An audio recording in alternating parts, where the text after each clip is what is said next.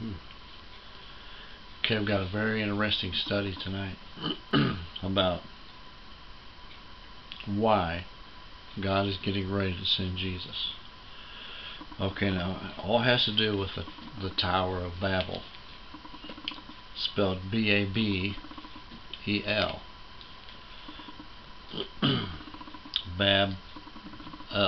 Babel, or blah blah blah blah blah, you know.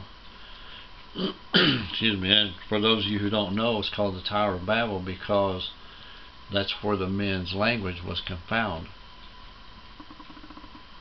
and people started speaking a different language. That was a supernatural thing that God did. Okay, and so as not to stretch this out too long, this could be quite long, but I just want to run by some of the finer points, or not the finer points, but the overall points of why this is some of the same reasoning that God confounded their language is the same reasoning that God is getting ready to send the Lord. Because see, you can't, there's organization of men coming together once again, just like it did at the Tower of Babel.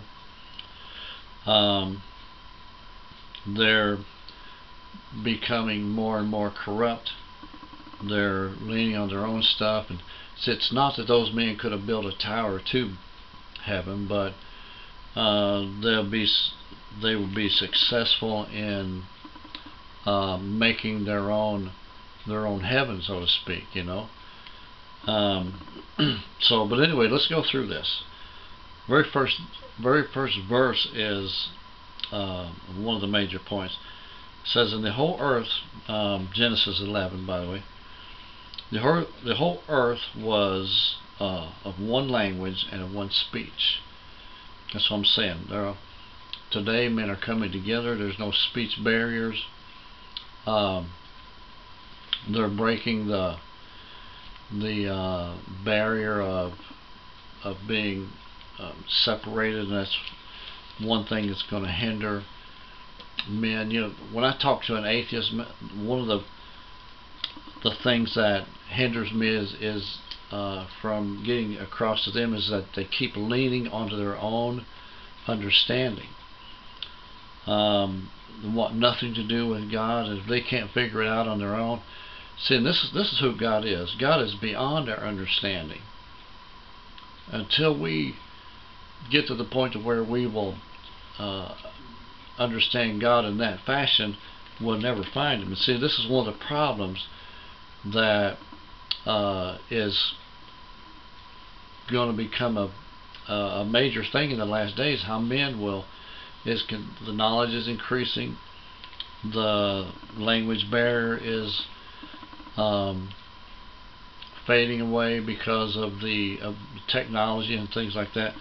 So that's a major point right there about why God is getting ready to send Christ. Because now, could He do something else? He probably could, but He's going to send Christ because it's time, number one, and because we're getting so close to the same place that we were with the Tower of Babel. Okay.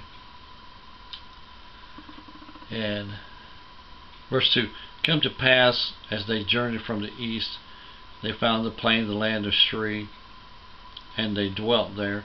They came to another, let us go and make brick. Okay, they made brick and stone and mortar. Verse 4, and they said, go to, let us build a city and a tower whose top may reach into heaven, and let us make us a name, lest we be scattered abroad in the face of the whole earth. And the Lord came down to see the city and the tower which the children of men built it. And the Lord said, behold, the people is one, and they all have one language, and this they begin to do. And now nothing will be restrained from them which they have imagined to do. Okay, that's another major point right there, is see, God has separated them and slowed down their technology, but today technology has increased to an extreme point, and men have set their hearts, and the bad thing about this, men set their hearts to do things, but the hearts of men are evil,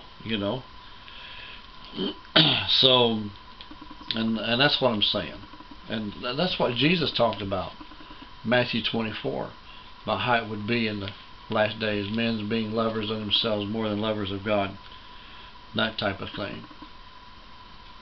So it's kind of easy to see if you go on down through there and read that. It's very easy to see how that God's reasoning for the first separation of men is going to be the same reasoning for this last separation of men, meaning separating the Christian from the sinners, and separating the people getting ready for the last days, tribulation, folks who are going to go through tribulation, ones who will be saved and all that kind of thing. So, God's reasoning has never changed, never will change. It's always about love. It's always about love. It's always about the best.